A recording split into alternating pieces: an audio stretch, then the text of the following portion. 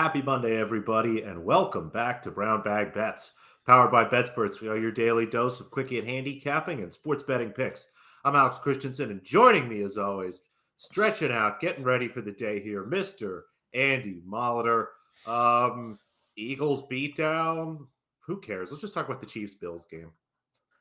Yeah, it felt like, it just felt like that Eagles game was more of will they cover with some late fucker. Even before the game, I didn't ever feel like the Eagles were in danger. Although there's upsets every week, you can't even be 10-point favorites and expect to win anymore. Especially if you're skipping the practice to go to the wedding of a one-time rub and tug visitor, Mr. Robert Kraft. So yeah, Brady cut some heat about that. I don't know. That was just a really good performance by the Steelers. Congratulations to Keegan Bradley. Congratulations to John John Allen, Josh Allen. That's more like it. Josh Allen, your presumptive MVP now, down to minus 110 in some spots. He is that was kind of important. That was a big one to get done, not only for them, but anyone with Bills futures who have to at this point now, likely, if things just play out the way they should play out, likely hosting any AFC title game, a decent shot at the best record in the AFC. Congratulations to the Tennessee Volunteers. Yeah, that was a hell of a game. That game, so the Tennessee Bama game, the Manchester City Liverpool game, and then the um, Bills Chiefs games. Like there was some really good football this weekend. So I enjoyed it. Tennis was fun. Our girl, the Polish princess, got in a little trouble for waving her arms. Like, apparently, that's like a whole thing. Maybe we'll talk about that a little when we get to tennis. But it is, yeah, and you can't fade Tennessee this week. They're going to be a 1,000,000-point favorite over um, Tennessee Martin, the Skyhawks. Oh, it's almost college basketball time. Um, Golf's back, though. Tennis is back. Football's back. Everything's back. But real quick touch on golf. I haven't got to a lot of this yet, but the CJ Cup used to be elsewhere. It's been played in a few places. Um, the headline isn't the golf course, even though it should be. Congaree is gorgeous. We're going to be in South Carolina. The headliner here is the field. For being a swing season, middle of October golf tournament, Rory, Rahm, JT, Scheffler, Spieth, Fitzpatrick. I mean, those are I just named like three major winners from this year. I'm sure. Yeah, Scheffler won one. Fitzy won one. Hovland's here. Sung J Him. Sammy Burns, two or three-time winner on the tour last year. Tom Kim, who just got a win a couple weeks ago. Lots and lots of big names. A tough one to handicap. I'll have some guys around the 30s, but there's probably one or two names on this high end part of the list I might have to take some swings at because there might be some value here with Rory eating up 8-1. Although to be fair, some of these Euro guys and even some of the Euro guys down the board, they've played a little more golf than some of these people. Go look at how many times Rory's played. It's been sparing for some of these fellas. So I'll get into some outrights tomorrow with Noonan. I'll bet some outrights. I'll bet some matchups. Try to bounce back. Not the worst week, but rough week. It wasn't great for me. Just kind of a break-even-ish week on matchups, and obviously didn't hit an outright, or I'd be strutting around like a goddamn peacock. So, I had a couple guys who made some runs at the board, just never quite there. So, it is back a strange to it. board. Like you said, Rory's 8, Rahm is 10. So there's got to be some value further down that board with those two guys soaking up, however much percentage that is. Yeah, it's almost 30%. Yeah, it's a lot of the win equity. So I'm going to be digging in and looking for some value plays probably this afternoon. And then also don't forget, I wrote this in my schedule since Drew is traveling. Also, bonus deep dive on a Monday because we didn't do a Sunday show. Drew got caught in a weird travel spot, a sandwich game, as it will, where his flight just got delayed. It's apropos for the schedule spot guru that is Drew. Yeah. So he didn't have that on his cute little chart, did he now? But speaking of the West Coast and traveling and kind of a low-key beautiful spot to have a tournament, although aren't they all? really, They're pretty tennis good. There's is not really a lot of bad tennis is locations. truly blessed, except for the times they have to go to Cincinnati and Toronto. But Hey, I like Guadalajara, Toronto. yeah, it's a nice city. It's certainly not Monaco. It's not Paris, you guys. So Fine. Guadalajara is a beautiful Mexican city, and you've got some looks already. When does this start? Just after the show here, the first toss of the ball is just around noon Eastern. So, pretty fun tournament. We'll have afternoon and evening tennis. I like that. It'll be fun. I mean, the big thing to think about today, folks, is this is, I believe, the tournament at the highest altitude in tennis. Bogota might be higher than this. I think it is, but Bogota is generally a smaller event. Andy, we're at like 5,100 feet above sea level. For comparison, Madrid's only, I think, about 1,500. So it's tough. I mean, we're curious to see how everybody plays this week. Yeah, I looked at where Guad was one time because I was thinking about going to that golf tournament they have on the West Coast in Mexico. And I'm like, God, I wonder if I could just drive because I saw Guadalajara when I was on the map and I zoomed in a little and I said I could go visit Dogma. And then I did the Google directions and it's like 6 goddamn hours because you're Yeah. going through mountains. Like it's straight up into the damn mountains. It's something to think about. Try to focus on fitness. It should be better for surfers. Generally, the air is a little thinner. They can hit the ball a little faster, kind of less nonsense like that. But let's jump into it. Just a handful of picks to get us started. Again, taking it slow. It's the end of the season. Haven't seen a lot of these women play in a while. And again, it's just about everybody's first time playing in conditions like this. Now, they did have a tournament earlier in the year in Guadalajara, but it was a smaller event. Not much of this field was there. So start slow. Make sure, again, you're focused on players who have good fitness and have been a little bit of form here. I think it could be good tournament for qualifiers. I wish there were some better qualifiers, but to have had 2 or 3 days to adapt to, the air and stuff and get used to it is probably going to be a big deal. But let's jump into a spread here. First one of these in a little while. Beatriz Haddad Mai. Really confused by this price. Katerina Siniakova, yes, has been winning matches, won a tournament, won 3 or 4 matches in her last tournament, but all against pretty bad players to maybe decent. You look at her wins, she's yet to really beat anybody that's in the top 50 in the WTA or anyone that is a solid player. Whereas you look at Sadat Mai, she's had a great season, continues to play well, generally only loses to the top, elite WTA players here. Thought about playing the money line, minus 145 is fine if you want to take that and forego this, but minus 3 games at plus 110. When Siniakova loses, she loses quickly and she loses by a lot. Thought about even maybe going out and playing some other alt spreads here, but tough to find. It's the end of the season and books are a little distracted with, what's starting tomorrow and all this football happening. So grab the minus 3 games, minus 2.5. It's fine. Expect BHM to take care of business here. Marta Kostyuk going to play Alexandra Sasnovich. Should be a fun first set. I think we'll definitely see a 7-5, 7-6 here.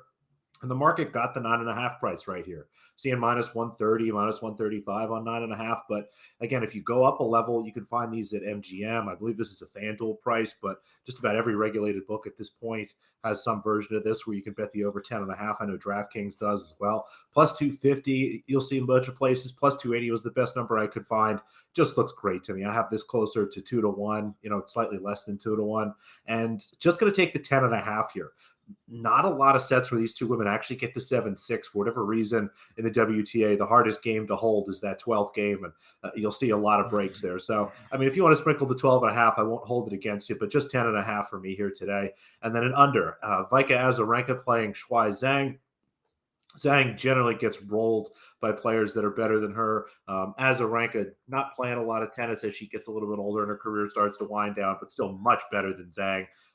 Generally doesn't have trouble with her fitness and things like that. I think it is part of the reason she allows herself plenty of time to get healthy in between tournaments, and just kind of expect her to take Zhang to the woodshed here. But give me the under 21.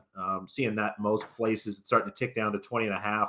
If you are at under 20.5 and it's kind of juicy, lay the minus 4 games with Azarenka, but you should still be able to find a 21 or a cheap 20.5, just like the under here, better than the minus 4. If Zhang is playing well, or for some reason Vika isn't quite into what's going on this week, which would be odd, but possibility here. Prefer to take the under. It's always a tough thing in tennis, Andy, figuring out whether to take the spread or just go under the games. So give me the under here. And I do want to point out that, and this is how I handicap women's tennis. Uh, 4 days ago, 4:25 p.m. Central Time on October 13th, Azarenka tweeted from her official Twitter account, "Hola, Mexico," with the Mexican flag.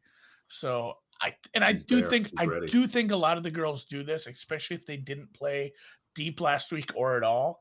Like they know, hey, I'm playing at altitude. I have to get here early. I have to get here 3-4 days early. I don't know. She didn't play. Certainly, she didn't play qualifiers or anything, right? No, absolutely not. Like, No. yeah, Yeah. I didn't want to make sure I wasn't talking out of turn. Like, hey, Andy, she got there because she had to qualify. No, she's high enough. No, She's no, not. So, her ranking is still plenty high. I mean, did you yeah, want to talk about the Iga stuff? Because if you don't know, look it up. It's pretty silly. I do. Not sure what Iga's doing. She comes to net during a point and literally has both of her hands in the air and she's kind of waving them. I've never seen anyone do this before. I assume it might be against a rule and not just bad form, but she apologized. She won the match anyway. It could be construed as her trying to distract her. Maybe she's holding up the racket because she's like waiting to hit a ball back. I don't know. It was very strange. She did like a both hands up kind of thing. Like, matter of fact, she did like a ha. One obviously had a tennis racket in, but like throwing that second hand up while the other person's hitting Very strange. did feel a little dirty pool. But again, I'm a big fan of cheating as a rule. You're So not cheating. You're not trying. as a rule, Azarenka, same potato. But yeah, no, I'm like the fact that I spent time looking up Vika's Twitter and IG while you were talking has me double committed to that one. So I'll definitely be on that under. She is fully acclimated. Fuck, I might take an outright on her. I'm kidding. That's probably too. Not playing. That's probably a bridge. That's probably a bridge too far. She's not winning this tournament. She's not in this tournament. What?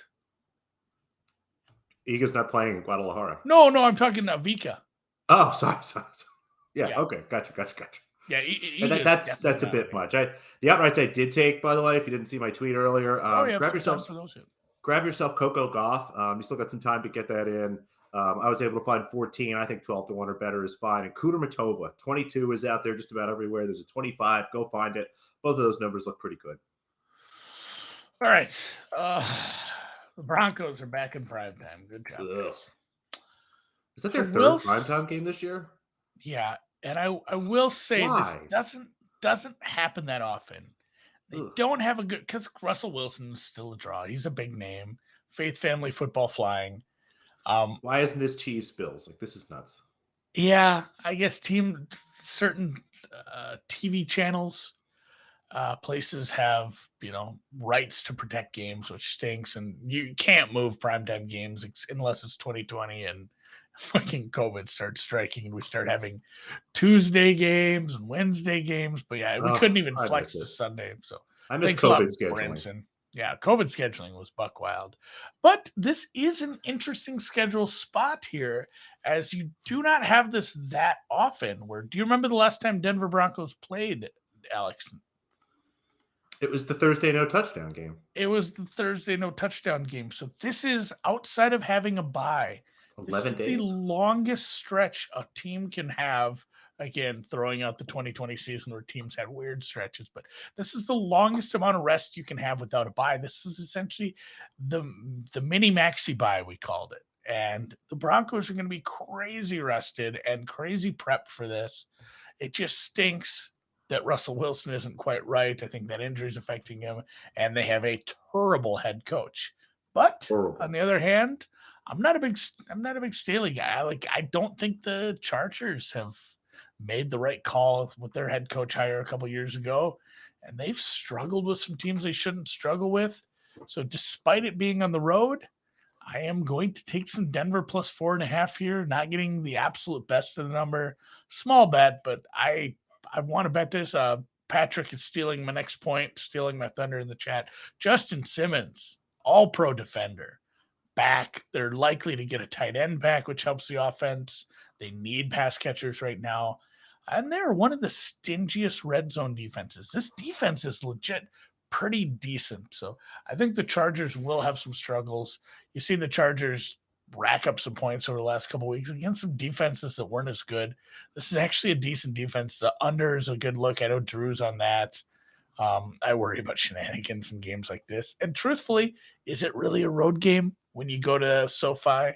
That stadium is never like more than 50-50 home team fan. So A lot of orange um, tonight. yeah, it's I think it's a close game. I'm calling it Chargers by 3. Like I'd still like to see Denver continue to lose. So Yeah, 20, I mean, you can't 23-20 is my official play, and that means there's going to be Oh, some touchdowns because you're probably not getting there with safeties and field goals. Who scores those touchdowns? I wonder. I uh, mostly wonder who scores the first one. it's the only touchdown that matters, folks. And It is. again, it was tough with the Eagles last night. Kenneth Gainwell gets him all the way down to the 5-yard line. In comes Miles Sanders to Fucking vulture his Sanders. touchdown. Not that I'm whining, because again, we did hit a nice big fat number there on Thursday night. So Dante Pettis gets us, well ahead. We're definitely in the black at this point. Big list today. A lot of big numbers I liked. One smaller number. Again, kind of a tough game here. The Chargers, Elston Eckler takes up a lot of equity. So does Mike Williams from the Broncos' perspective. It's probably going to be one of those wide receivers, honestly. Jerry Jeudy, Cortland Sutton, if you're a same-game parlay guy, toss that into a same-game parlay for a few bucks with a couple other things. The Chargers have been bad against wide receivers and stuff. But, as I start to look down the board in terms of prices, I like Gerald Everett, 13-1. I don't often play numbers that small, but the Broncos have been one of the worst defenses in the league in terms of giving up touchdowns to tight ends. The Chargers, Gerald Everett is the third in total team targets. I believe he's up to second. If he's not second, he's a very close third in terms of red zone targets. Should be getting a lot of looks when they get inside the 20 and inside the 10 tonight against this Broncos team. 13-1 looks great. And I talked about Austin Eckler. And if you look at the snaps for the total game, Eckler has been pretty solid at about a 65 to 75% share of snaps for the last few games. But if you look in terms of red zone targets, Josh Kelly had the exact same amount of red zone targets he did last week, and only 3 less red zone targets than Eckler had the week before. For whatever reason, the Chargers seem to be working Kelly more into some red zone packages, and at a number as high as 25-1. Honestly, I don't play anything 20 or better. 25 looks really great to me. Going to take both defenses tonight. These are two of the highest teams in the league in terms of giveaways. Russell Wilson has thrown picks. Justin Herbert has thrown picks. There's been fumbles tonight. And, the defenses themselves haven't scored touchdowns yet. But anytime we're going to see a lot of turnovers and things like that, I have to grab both defensive units here. And again, both solid defenses with the types of players that can return a pick six and things like that. Just hasn't happened yet this year. So give me both defenses at big numbers. The Broncos tight end, Eric Salbert. I loved Alberto at the beginning of the season. Thought he would score a lot of touchdowns, wasted a lot of fantasy football draft picks on him. He's gone. It's over. 1 target last week, 2 targets the week before, 2 targets the week before that. Salbert was basically catching every third ball at the end of that game, even though they were unable to get in for a touchdown. He had a shot at a touchdown. Ball hit him in the hands in the end zone, and he got pretty much clocked at that point. Wilson didn't do him any favors, but he's been a huge target for Wilson the last couple of weeks. Supplanted Alberto, and at 33-1, happy to scoop that up. Both quarterbacks, we both know they're mobile. We both know they're capable of running. Herbert a little banged up, which I think is probably why we're still getting this number again, probably still carrying the effects of that injury that almost kept him out for a game. And Russell Wilson hasn't run the ball as much as we've seen in the past, but started running a little bit more the last couple of weeks. And again, always has the threat of that bootleg or rollout when they get close to sneak it in, to run it in. So 35-40 there. Defenses, tight ends, and 1 running back and some quarterbacks. Andy, let's get it done. NBA tomorrow, and I'm pissed that it's golf day too. I'm not here. I might just do the show by myself. Maybe we'll have Matt sit and listen, because I'm going to unload tomorrow, folks. We'll go through, I'll recap all the regular season win totals we bet, and there's probably even one I missed. Any futures that I've hit, we'll do an awards recap. So putting out a bunch of division previews. You can find them on my Twitter, and then at Ace NBA Previews.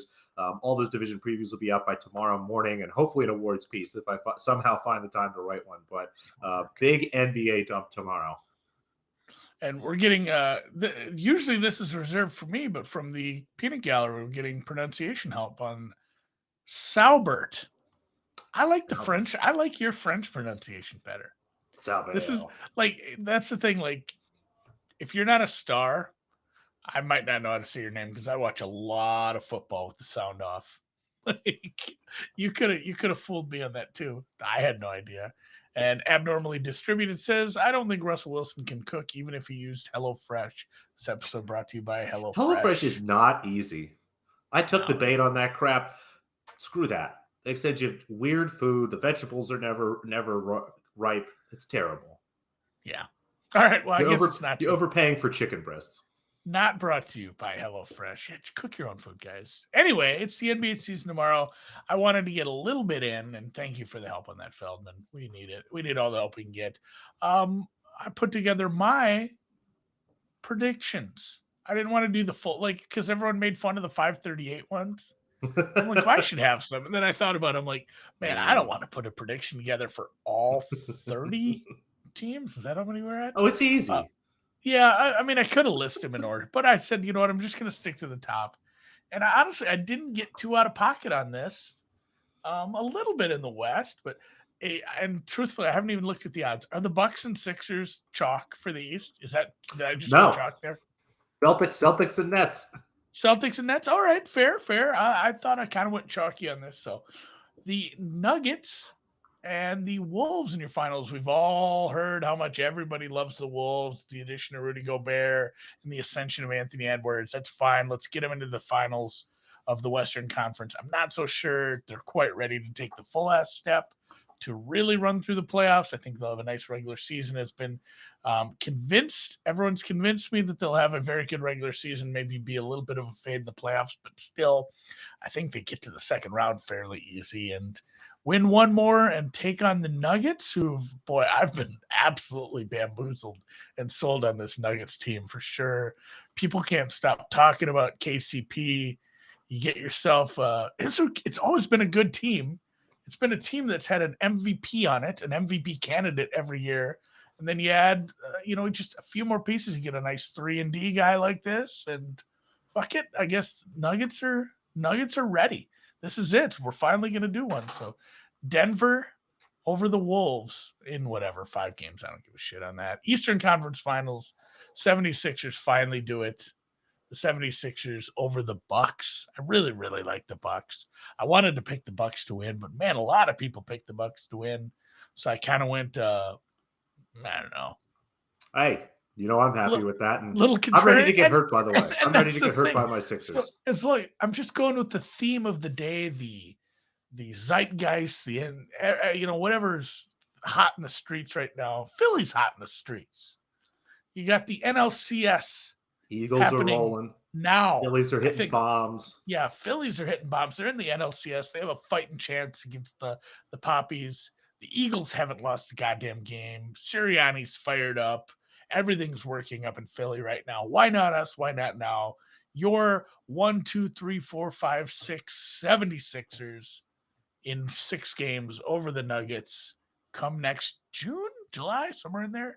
I think sometimes it dribbles into July.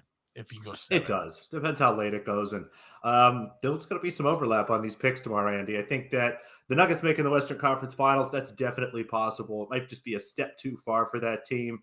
I'm ready to get hurt. I'm ready to get hurt by the 76ers. My heart is open and ready to be shattered into bits and pieces by Glenn Rivers and playoff James Harden and all the horrible things that are bound to come. But it is the best stinking team that I think they probably ever had in my lifetime. This team is spectacular. Harden will have a chance to save his body and not get too used up before the postseason. Maxey, I hope you guys grabbed those MIP bets. We talked about those a month or so ago. The number is all the way down to 11-1. I think we're looking at a possible Maxey All-Star season. Embiid is going to do Embiid things. The team is deep. I'm ready. Let's get hurt. I'm just gonna bet. I'm gonna bet that exact matchup, the finals matchup, 76ers. I love the Nuggets. Nuggets I'm gonna go dig that up. So, yeah, it's maybe I went a little contrarian. I don't know. Some smart people like all 4 of those teams. So, good luck to you in your tennis. Good luck to me in betting on the fucking Broncos. And hopefully we get our first touchdown score. I don't have to worry. Honestly, if we get the first touchdown score, just turn it off. And it's a Bronco and they're up 7-0 or even 7-3, I will look to buy out of that position and just turn the game and just wait until halftime, have some fun. So I like it. That's smart. All right, you guys, I will catch you Wednesday when I'm back. Matt and Noops talking heavy NBA tomorrow. Maybe a little baseball, college football tossed in there. Since Matt's there, we'll make them talk. Yeah. That's something. We'll see ya. We'll see you guys Wednesday.